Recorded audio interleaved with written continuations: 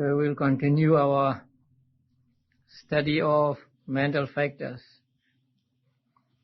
So second group of mental factors is called unwholesome or akusala. You are familiar with the word akusala or unwholesome, and so they are bad mental factors. And these are to facilitate referring to these mental factors later. They are grouped like unwholesome universals, greed, triad, and so on. The groups are not given these names in the manual, but our teachers, especially in Myanmar, gave these names to these mental factors, 3 or 2 or 4, because when we make ourselves familiar with the details of the mental factors and their combination with different types of consciousness, then we have to use some short terms. Instead of saying greed, wrong view, and conceit, we will just say greed triad, something like that. Now the first group is unwholesome universals. That means these 4 will arise with every type of akusala consciousness, every one of 12 unwholesome consciousness. And the first of them is moha or delusion. Now this moha is synonym for avidya. You may be familiar with the word avidya if you have read the dependent origination. So avidya means not knowing, and moha means delusion, and so on. So they mean the same thing. And sometimes moha is translated as ignorance. So ignorance of the Four Noble Truths, ignorance of the dependent origination, and so on. And this is actually not knowing. So it is a mental blindness, not knowing things correctly and maybe knowing things incorrectly also. And this is one of the 3 unwholesome roots you have met when you study the unwholesome types of consciousness. Now, among the 12 unwholesome types of consciousness, the first 8 are accompanied by or rooted in, let's say, lobha, attachment. And the 2 are rooted in dosa, and the last 2 are rooted in moha. Now, I did not tell you at that time that moha is common to all 12 types of unwholesome consciousness. Although the first 8 are called rooted in attachment, actually they are rooted in delusion also. And the 2 that are called rooted in ill will are also rooted in delusion. Only the last 2 are rooted in delusion only. So now you see that moha or delusion is the unwholesome universal mental factor. That means moha arises with every type of unwholesome consciousness.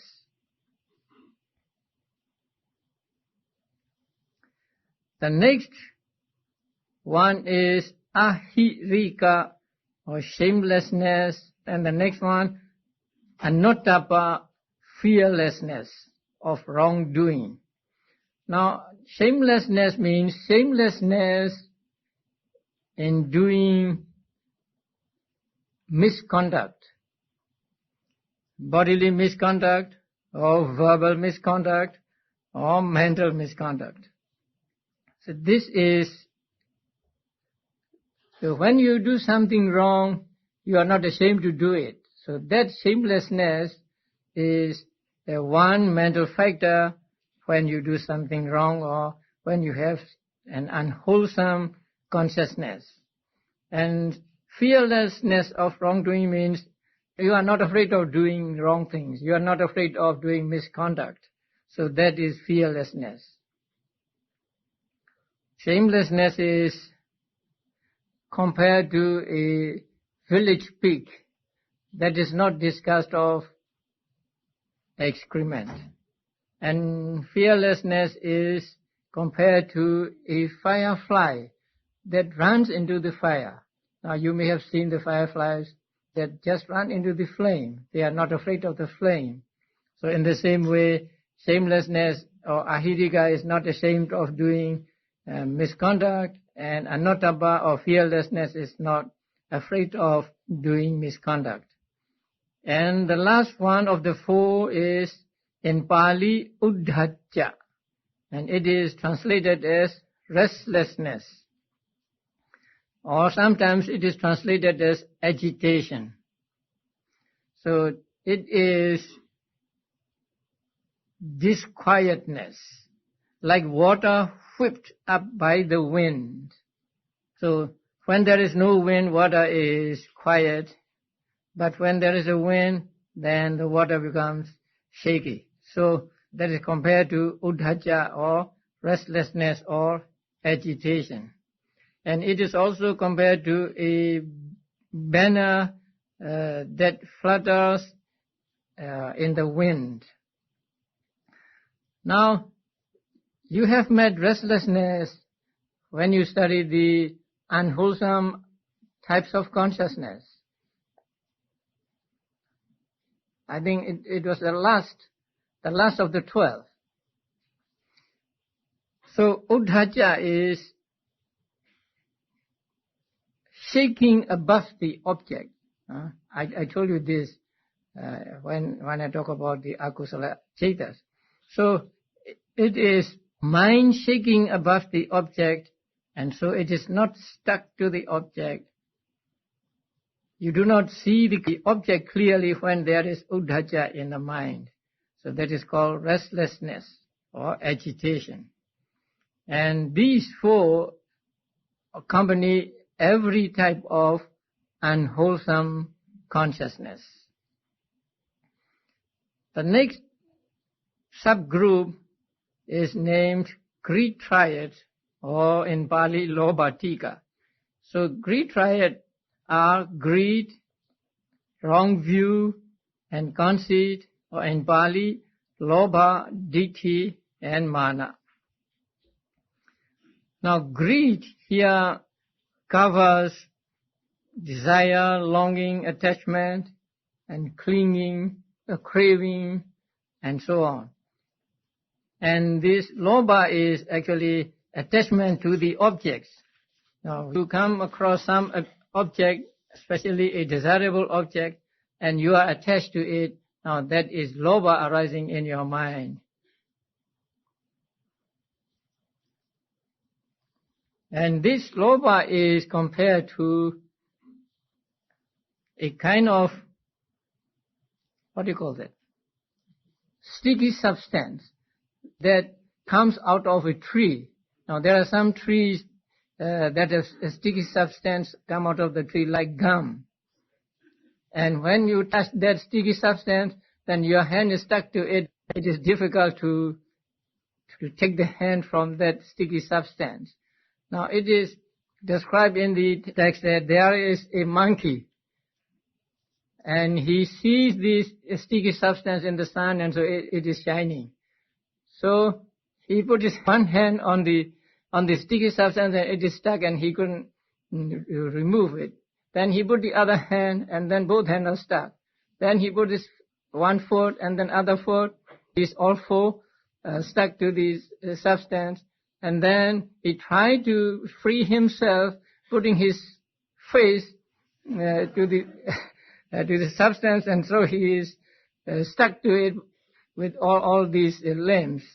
So lobha is like that. So when we have lobha, we are stuck to this object. If I like this, then my mind is stuck to this object. I cannot take my mind away from it.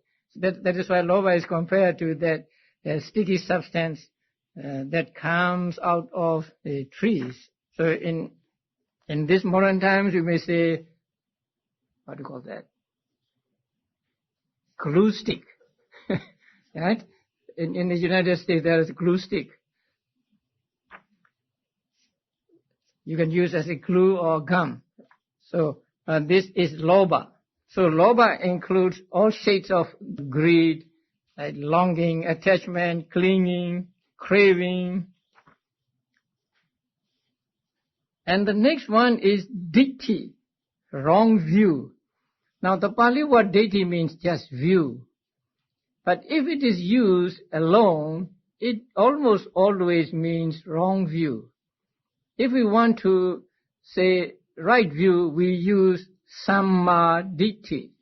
We use the word samma in front of it, and so samma ditthi means right view. And if we want to be sure, then we may use miccha ditthi for wrong view. So when there is the word miccha in front of it, then it is wrong view. And when there is no other word but just ditthi, wrong view is also meant. So the ditthi is wrong view, and wrong view is seeing things wrongly. Seeing things wrongly means taking wrong things to be true. Now, Buddha taught that things are impermanent, but if we think things are permanent, then this is one wrong view. And Buddha said there is no soul, no self, and if we think there is a self or soul, this is also wrong view.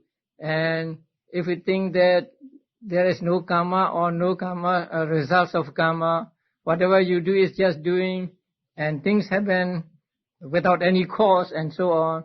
So these shades of views are called wrong view.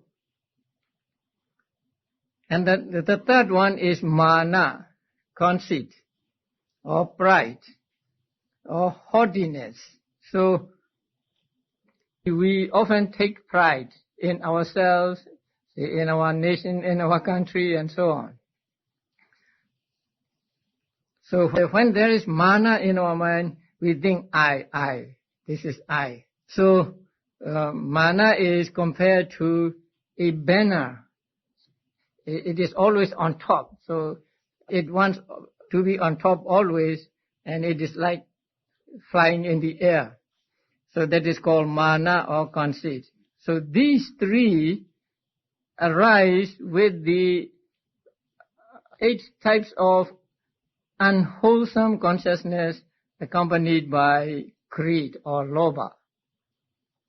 So we will come to the details later. Next is the group of 4.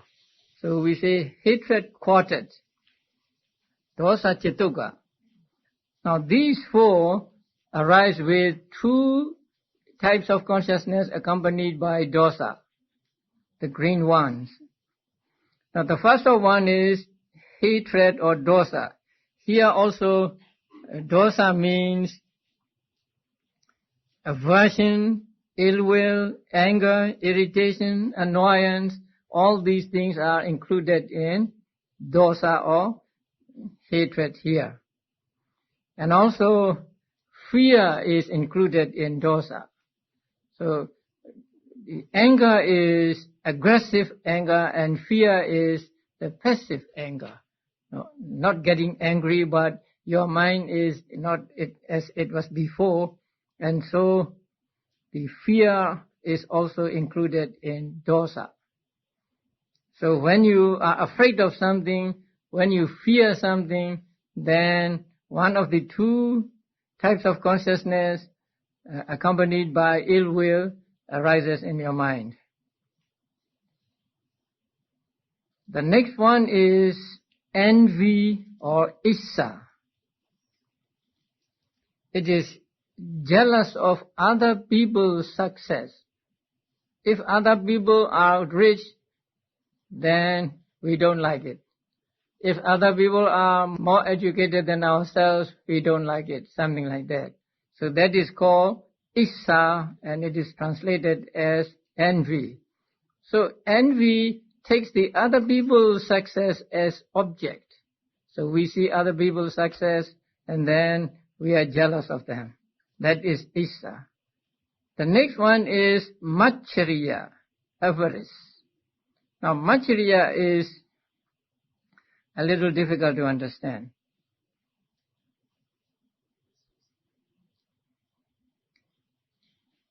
Mostly we think that Materia is stinginess. But stinginess is attachment to one's own property. Say, I am stingy and I don't want to part with it. I don't want to give anything to anybody because I am stingy. That is stinginess. But Materia is not stinginess. Materia is intolerance of one's possessions being common with others. For example, this is my watch. If somebody makes use of this, I don't like it. I cannot bear sharing this with other people. That is what is called Materia, and it is translated as avarice. That is why it is included in these four that are common to two types of consciousness accompanied by ill will. Materia is not concomitant with 8 types of consciousness rooted in Lobha. So Materia arises only with 2 types of consciousness rooted in dosa or ill will. So Materia has this characteristic, that is intolerance of one's possessions being common with others. And the last one is called kukucha or remorse. Here remorse means 2 things. We regret because we did something wrong in the past.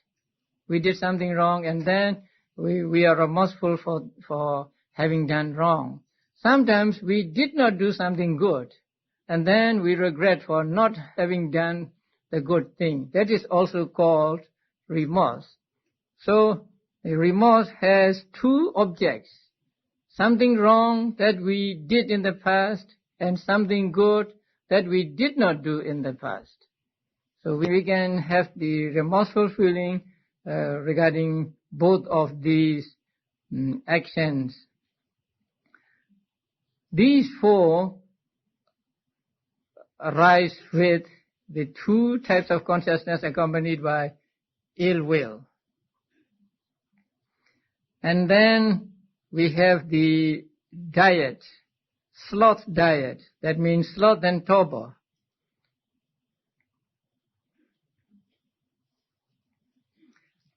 Sloth is defined as sluggishness or dullness of mind. That means dullness of consciousness.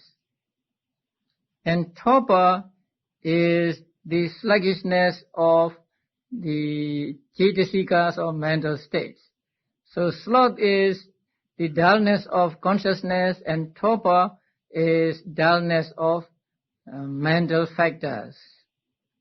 And these 2 arise always together because consciousness and mental states always arise together, and so these 2 also arise always together. And when we are sleepy, we say, I am inflicted by sloth and torpor, or sloth and torpor has come to me and say I'm under their influence. So when we feel sleepy, just we say sloth and torpor, or in Pali Tina Metta. Now, in some schools of thought, Buddhist schools of thought, metta is taken to be metta. They said there are 2 kinds of metta, one mental and one material. But that is rejected in Theravada Buddhism. So in Theravada Buddhism, metta is always mental and not material. I will not go into details about this. Now the last one is doubt, vicikiccha. Here doubt means indecision. Now doubt and wrong view are different. With regard to wrong view, you have made some decision. Say this is permanent. This is self or soul. You have made a decision, and that is wrong. But doubt is not like that. Doubt is indecision. You cannot decide between these two. You do not know whether one is right or the other is right. You are at the crossroads and do not know which road to take. So that is a kind of doubt. Doubt is the translation of the Pali word vicikiccha. Vicikiccha is explained as vi and cikiccha. And cikiccha means cure, a cure of knowledge, and vi means difficult or devoid of. So devoid of the cure of knowledge, devoid of cure of wisdom. That means so long as you are in doubt, you cannot come to understanding. You cannot come to a knowledge, the true knowledge of the thing. So it is called vicikiccha or doubt. And here doubt means doubt about the Buddha, the Dhamma and the Saṅgaha, doubt about the dependent origination, doubt about Four Noble Truths and so on. And when you practice meditation, doubt is a great hindrance. Because when doubt comes, you cannot carry on meditating. So you have to eliminate it, you have to deal with it efficiently. When you are in the real practice, you just be mindful of it, or you make mental notes of it to get rid of it. So now we've finished the 14 unwholesome mental factors, beginning with moha and so on. Now, how many of them have you met? You have met with lobha. You have met with deity. You have met with mana. Not yet. And you have met with dosa. Esa Materia, Kokuja, no.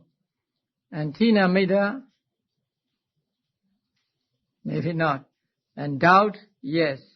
So there are 5 hindrances regarding the meditation, and all 5 hindrances are from among these unwholesome mental factors. Now, the first of the mental hindrances is sensual desire, so that is lobha. And the second, ill will, or dosa. And then sloth and torpor. And then uddhacca and kukkucca. So that means restlessness and remorse. And the last is doubt, vicikiccha.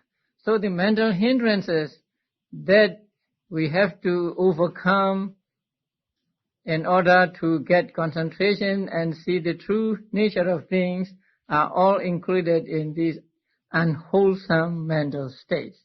That is why so long as we are not able to subdue the mental hindrances, we cannot get concentration. Because unwholesome mental states and wholesome mental states cannot coexist. When there are unwholesome mental factors in our mind, there can be no wholesome mental factors. And samadhi or concentration is, regarding the meditation, a wholesome mental state. So wholesome mental state will arise and stay only when there are no unwholesome mental states in our mind. But if we have mental hindrances in our mind, then the concentration which is here, a wholesome mental state cannot arise. So that is why the subduing of mental hindrances is very important in the practice of meditation.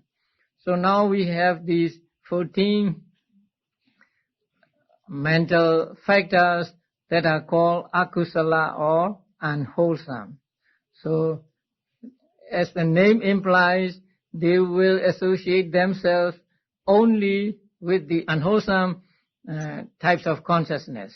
Now the next group is called beautiful mental factors, sobhana cetasikas, and there are 25 of them. So we have more beautiful mental factors than unwholesome mental factors. And the first one of them is faith or saddha. Now saddha or faith is not blind faith. So it is faith founded upon understanding. This is having faith after coming to a firm decision. So faith in the Buddha, faith in the Dhamma, and so on. Now the second one is mindfulness. You are all familiar with mindfulness, sati. Now Pali word sati comes from a root called sar, and that means to remember. But sati is not just remembering. Sati is actually the full awareness of the object. Sometimes we use sati for remembering. But in the practice of satipatthana meditation, sati does not mean remembering. Sati means full awareness of the object, and that we call mindfulness. And mindfulness, if it is to be mindfulness, must be thoroughgoing. The characteristic of mindfulness is described as not floating on the surface. So when you practice mindfulness, then your mindfulness must go deep into the object. And the commentaries say that it is not floating on the surface like the dry fruit that floats on the surface. Or we may say a ball on the surface of the water will go with the waves. But mindfulness must be not like that. It must be like a rock that sinks into the water. So when you practice mindfulness, your mind must, as it were, sink into the object. So your mind should be fully engaged with the object. So that is what mindfulness means. So there can be no superficiality regarding mindfulness. And next is shame, and the next is fear of wrong. These two are the opposite of the ones among the 14 unwholesome mental factors. And these two are described by the Buddha as the guardians of the world. Now, so long as these two qualities are in the minds of people, the world will be a good place to live in. So they protect the world from falling into widespread immorality. Now when you have shame, that means shame in doing unwholesome deeds, shame in doing misconduct, then you will not do it. If you have fear of the consequences of doing misconduct, then you will not do it. So shame and fear are two good qualities that protect the world from becoming immoral. That is why Buddha described them as guardians of the world. And the next one is non-greed, alobha. Sometimes this is translated as absence of greed, but that is not good, because It is a positive state actually, and not absence of greed. It is a positive state or a mental factor that is not attached to anything. So it is translated as non-greed here. Now when a drop of water falls on a lotus leaf, it will not stick to the leaf, it will fall off the leaf. So in the same way, when there is alobha, then a person is not attached to anything. So it is not just absence of greed, but it is non-greed. And the next one is non-hatred. Again, it is not the absence of hatred, but it is a positive state which is non-hatred. It can be developed taking all beings as object, and then it is called metta or loving kindness. So adosa or non-hatred and loving kindness can be synonymous, but not all non-hatred is loving kindness. Only when we take all beings as object and wish for their welfare can it become loving kindness. At other times, when we pay homage to the Buddha, when we offer things to the Saṅgaha or to the Buddha, there is non-hatred in our minds, but that non-hatred is not loving kindness. So loving kindness is only when we take all beings as object and wish for their welfare, wish for their happiness. So non-greed, non-hatred. Now the next one is neutrality of mind. Now the Pali name for this is Tatra Majjhatata. Majja means middle. Majjhatata means to be in the middle. And Tatra means in those mental concomitants. So, to be in the middle among those mental concomitants. And it is translated as neutrality of mind. Now this is one mental state that keeps other mental states do their own function. Now it is compared to a charioteer driving a chariot drawn by, say, 4 horses or 6 horses. When the horses are running properly, the charioteer has not to worry about the running of the carriage, and so the charioteer just look on when the horses are running properly. So in the same way, when the other mental states are functioning, doing their own function properly, this neutrality of mind just look on. This neutrality of mind is often called upekkha. Whenever you see the word upekkha, please be careful. It can mean indifference feeling, or it can mean this mental factor, neutrality of mind, or tatra majjhatata. You are familiar with the 4 Brahma Viharas, the noble abidings, metta, karuna, mudita, and the last one, upekkha, right? So, that upekkha is not feeling upekkha. That upekkha is this tatra majjhatata upekkha. So when you develop upekkha, which is one of the 4 divine abidings, you try to be impartial towards all beings. You do not try to wish happiness for beings. You do not try to sympathize with them. You do not try to be happy with them, but you just look on without being affected by the condition of the beings. Either they are prospering or they are suffering. That is what we call upekha among the four divine abidings.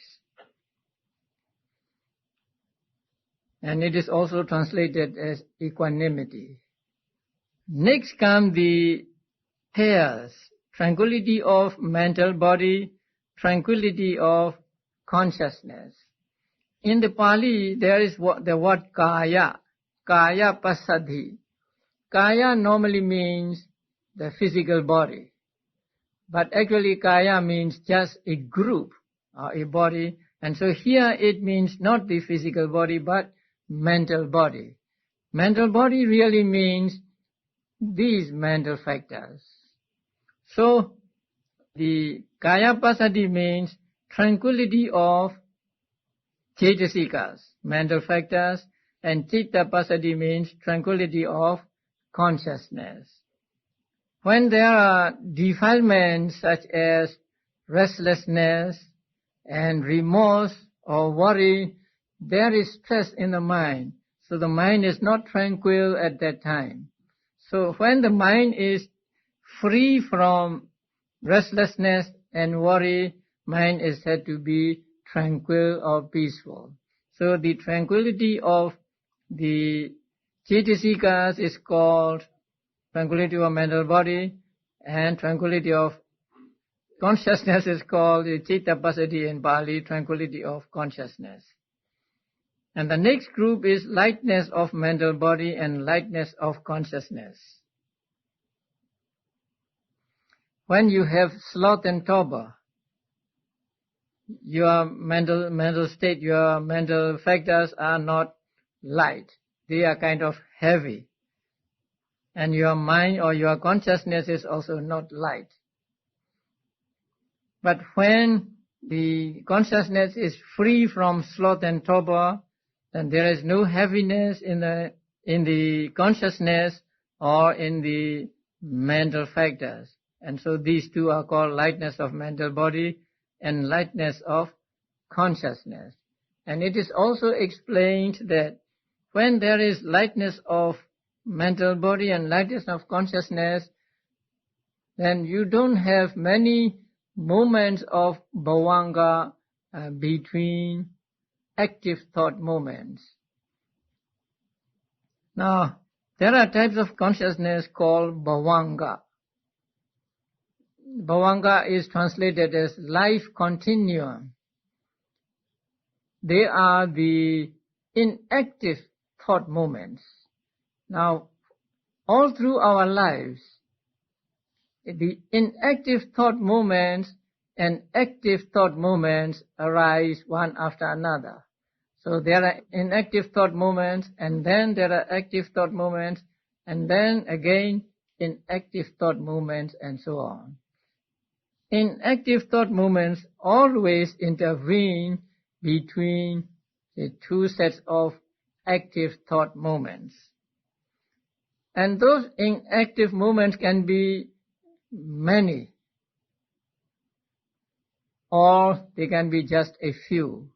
So when the active thought moments are intervened by just a few inactive thought moments, then mind is said to be light. Consciousness and mental factors are said to be light. Then that happens when mind is free from sleepiness or sloth and torpor, and also at other times. Now the next group is malleability of mental body and of consciousness. Now this is difficult word.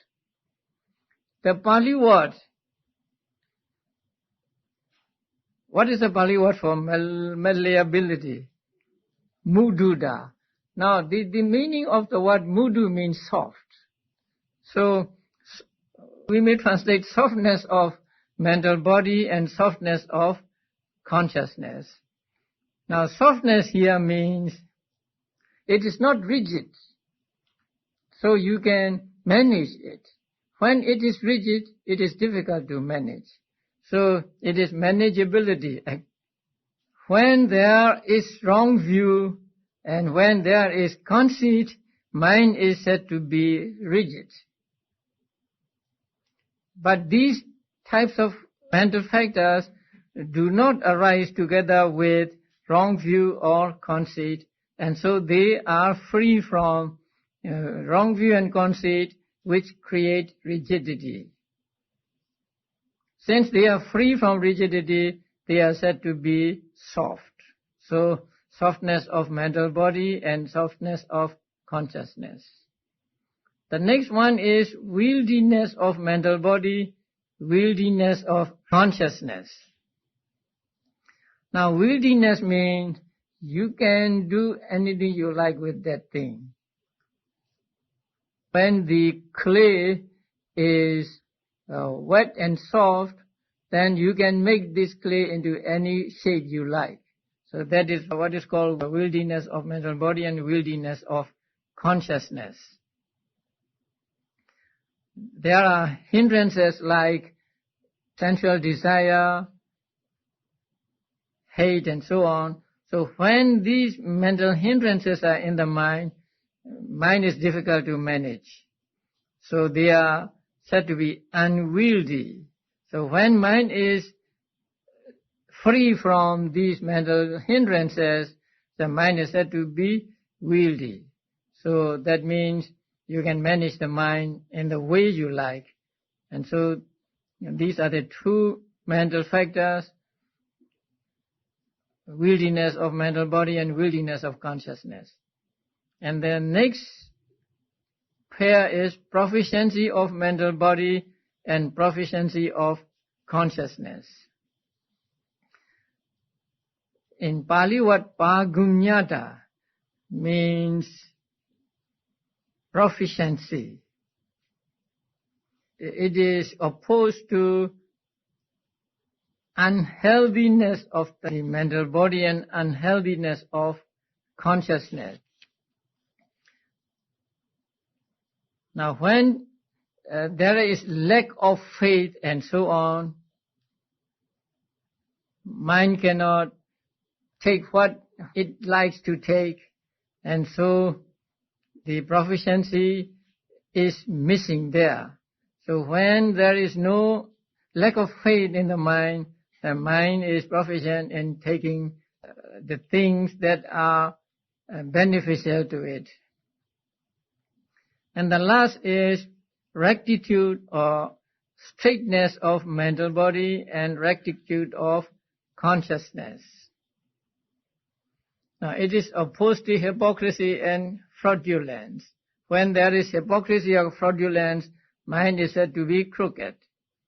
But these mental factors are free from the hypocrisy or fraudulence, and so they are said to be straight. So straightness of mental body and straightness of consciousness.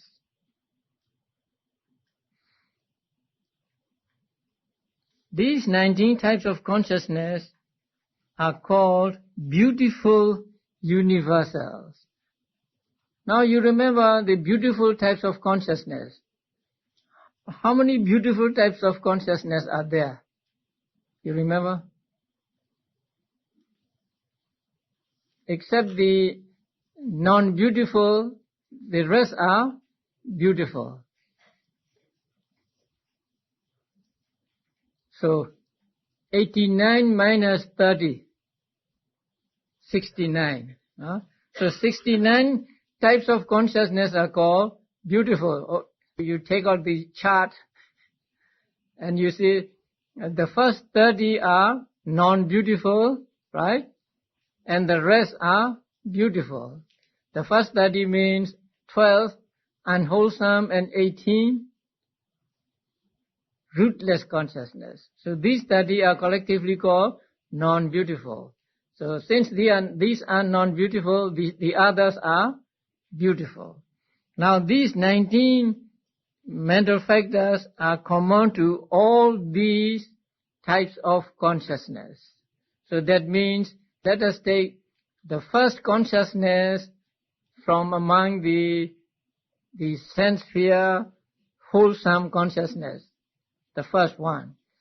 So when that first one arises, all these 19 mental factors will arise with it. The same with all other beautiful types of consciousness. Therefore, these 19 are called beautiful universals, or in Pali, Sobhana Sadharana. Now the next three are called abstinences. And in Pali they are called virati, abstaining from something or refraining from something. So they are called abstinences, and there are three of them, and they are right speech, right action, and right livelihood. If you are familiar with the 8 factors of path, you may notice these three among those 8. Right understanding, right thought, right speech, right action, right livelihood, right effort, right mindfulness, and right concentration. So these three are among the 8 factors of path. But here, since they are called abstinences,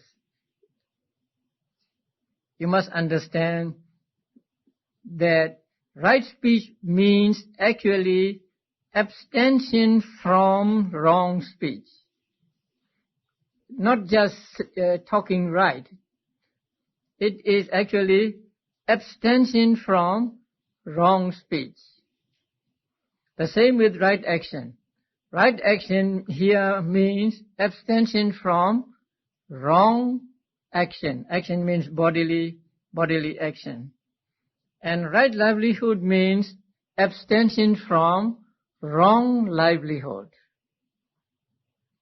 So these three, although the names are right speech, right action, right livelihood, they really mean not just speaking right, not just acting right, but abstention from wrong speech, wrong action, and wrong livelihood. And the abstention is explained in the commentary as of 3 kinds. There are 3 kinds of abstentions. The first one is called abstention on occasion. That means when you meet with an occasion to do something wrong, you refrain from doing that. And that is called abstention on occasion. And the second one is abstention by precepts. That means you have taken the precepts, and so when the occasion for doing wrong arises, you refrain from it. And the third one is absolute abstention. And that absolute abstention arises with path consciousness. So when path consciousness arises, there is this absolute abstention. That means it destroys the propensity to do wrong speech or wrong action or wrong livelihood. Now, the first one, abstention on occasion. The commentary gives us a story for that. There is a family in a village, and the mother is sick with some disease. And the physician told them that in order to cure the disease, the fresh flesh of a rabbit is needed. A raw flesh of a rabbit is needed. Now there were 2 brothers. So the older brother asked the younger brother to go to the forest and catch a rabbit. So he went out to the forest, and he saw a rabbit eating grass. But when the rabbit saw the man, the rabbit ran away. But as the rabbit ran away, it was caught in a creeper, and so it could not run away, and it was making like ki, and so on. So he picked it up and then thought to himself, now I have got medicine for my mother. I will make medicine with the flesh of this rabbit. But then he thought, it would not be proper for me to kill a being simply because I want to cure the disease of my mother. So thinking this way, he just let it go. And he went back. Then his brother asked him whether he had got the rabbit, and he told the story. So when the elder brother heard this, he scolded his younger brother. But the younger brother went to the mother and then made the utterance of truth. He made utterance of truth in this way: ever since I came of age, I know of what is right and wrong. I have never taken the life of a living being. So by this utterance of truth, may my mother be cured. And it is said that the disease of his mother was cured. So here, this man refrained from killing the rabbit on occasion. But now the occasion for, or the chance for killing the rabbit has come to him, but he refrains from it. So refraining from, or abstaining from doing wrong when some opportunity arises is called abstention on occasion. So he has an occasion to kill the rabbit, but he did not. And abstention on precepts, for this there is another story. Again, there's a village, and one day a farmer took precepts from a well-known monk in the village. So after taking the precepts, he went to the fields to plow, and then his oxen ran away, and so he went in search of the oxen, and he got into a forest. So in the forest, he was caught by a python, a snake. So the snake coiled around him, but he had in his hand an axe. So the first thing he thought was, I will kill the snake with this axe. So 3 times he thought that way. But later he thought, it would not be proper for me to break the precept that I have taken from such a holy person. So I will give up my life. And he threw the axe away. By the power of his moral precepts, his moral sila, the python released him and went its way. So in this story, he abstains from killing the snake because he has taken the precepts. So this is another kind of abstention. Abstention by or through taking precepts. The last one is absolute abstention. That means abstention achieved at the moment of enlightenment. Now, at the moment of enlightenment, you all know that the path consciousness arises, and that path consciousness eradicates all mental defilements. So when it eradicates mental defilements, it eradicates all disposition for doing what is wrong. So that is the abstention that lasts forever. So that is called absolute abstention. So there are 3 kinds of abstentions or abstinences. Each one of them can be of three. So here we have Samma Vaca, right speech, Samma Kammanta, right action, and Samma Ajiva, right livelihood. Since they are abstentions, what is meant here is abstention from wrong speech, abstention from wrong action, and abstention from wrong livelihood. Now, in the discourses, suttas, Buddha mentioned 5 traits that a disciple should not follow. And it is trading in or dealing in poisons, dealing in intoxicants, dealing in weapons, dealing in human beings, that means slaves and so on, and dealing in animals for slaughter. So these 5 are called wrong livelihood. So a disciple of the Buddha should abstain from dealing in these 5 things. So when he abstains from dealing in these 5 things and make his livelihood correctly, then he is said to be practicing right livelihood. But here also, right livelihood means abstention from these 5 kinds of wrong livelihood. Now the next group is limitless ones, and they are compassion, karuna, and appreciative joy, mudita.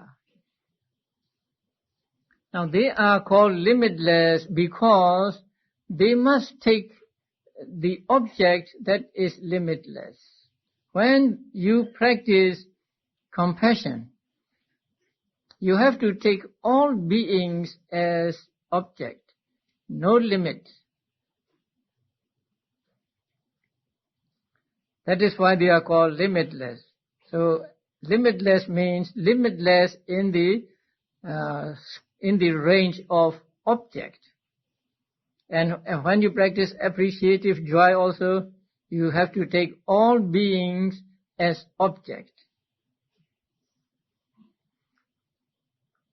Now, what is compassion?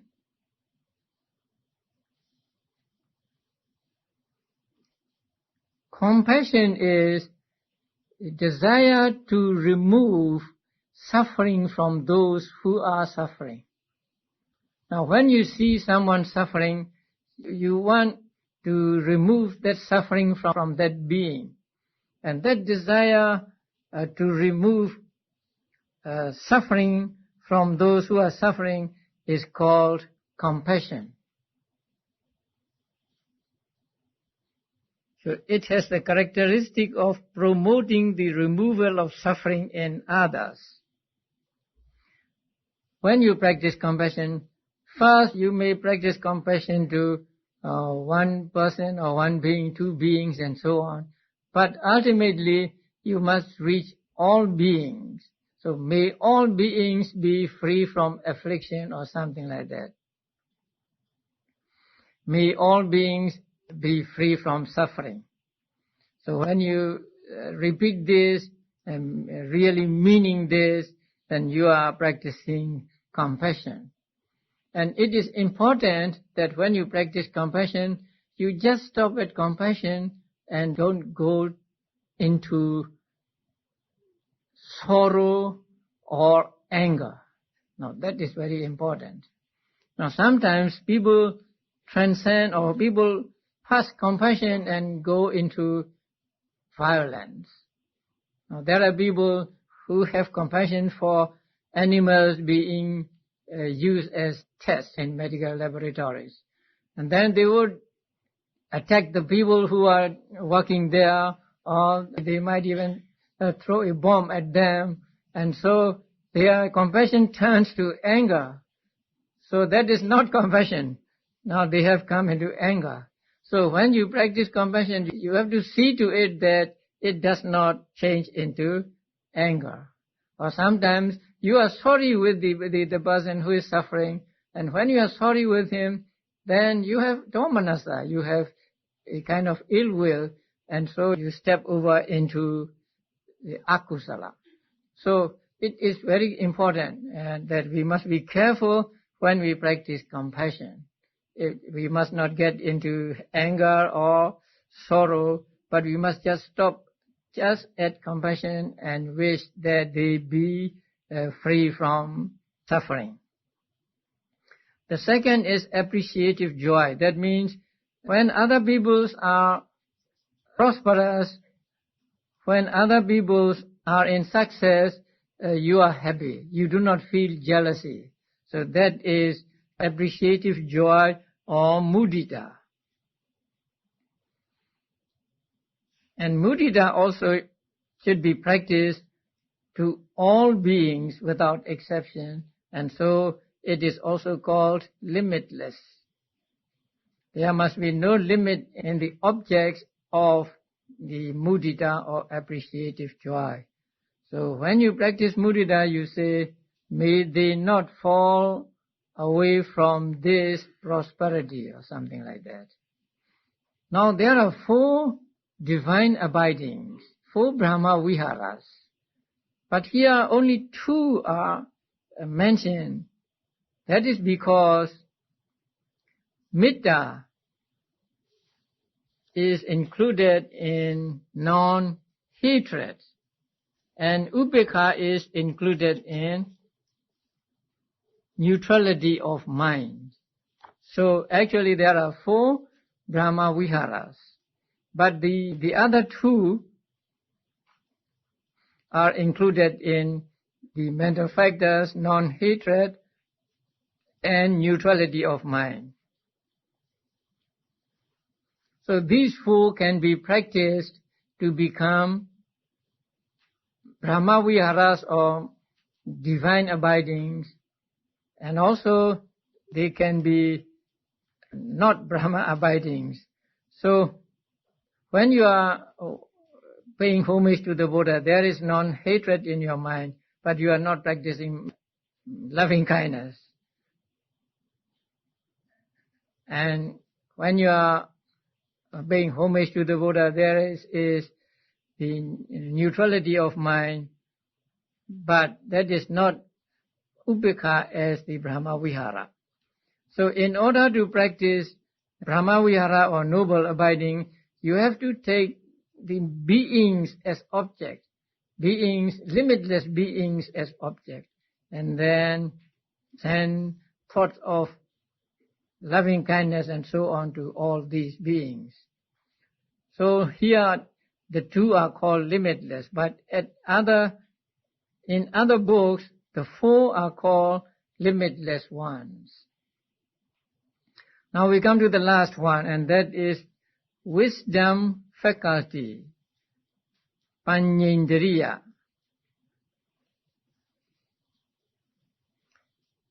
Actually, Paññindriya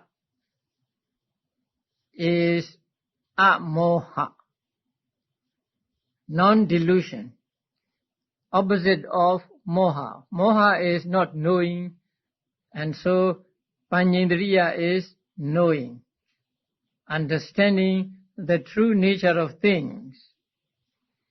And since it exercises authority in its own field, it is called indriya or faculty.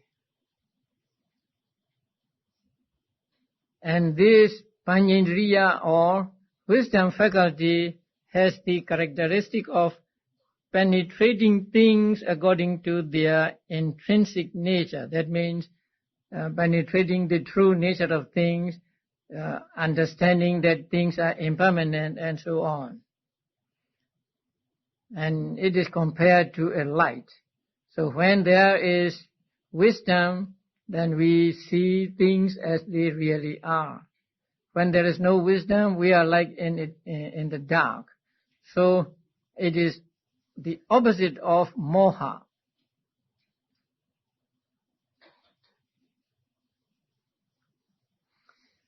So altogether we get 52 Cetasikas. Some correspond to both unwholesome and beautiful. Some correspond to akusala only or beautiful only.